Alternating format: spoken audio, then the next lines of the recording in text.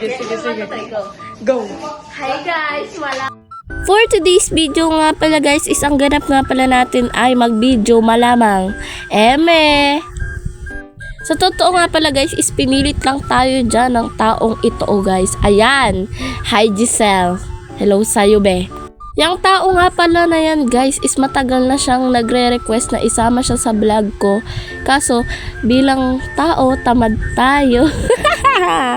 By the way guys, andyan nga pala tayo sa may malapit sa Golden Pabirik sa landing. And then guys, nagkaayaan nga pala kami dyan kumain ng buldak.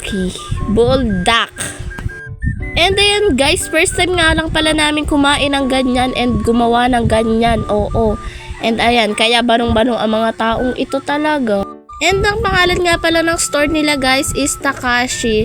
Shout out nga pala kay kuya dyan guys kasi super bait nila and kahit ang kukulit ng mga taong ito is syempre pinagbigyan nila kami ng pansin.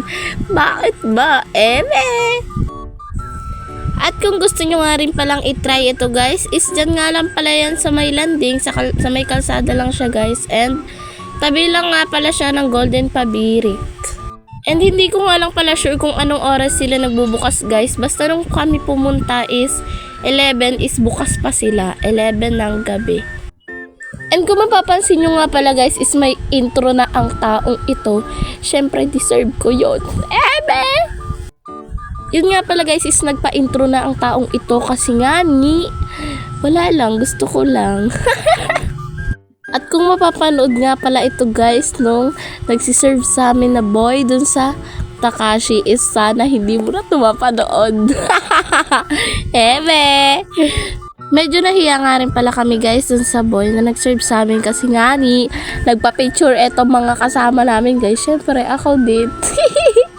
Napopugian kasi sila dyan guys kay kuya. Ayan nga pala yun guys and shout out sa'yo kuya. Diyan nga pala guys is binalik ni kuya yung itlog namin kasi nga hindi daw yun luto at hindi nagbabasa ang mga taong ito. Kasi guys ang nakuha nila is yung hilaw na egg and meron pala dong isa na luto na guys. So paano yun be? At sa part nga pala na ito is tititigan ko lang kayo. Diyan nga pala guys is kitang-kita naman 'di ba na si kuya yung pinagluto nila. Pasensya kuya. At luto na nga ang buldak. Ayan guys, pinakain niya yung BFF namin tapos ako hindi. Itapong ko yan. Diyan nga pala ay bumalik si kuya para ibigay ang hawak kong seasoning ba yan. Di ko alam kung ano yan. Basta maanghang siya guys and tinapon yan siya ni kuya dun sa basurahan talaga. Tapos kinuha niya. Tapos alam nyo ba guys, binalik niya sa amin. Tinapon yan guys kasi may gusto ng maanghang and ayaw. Tapos yun, papakuha nila din. Bye-bye!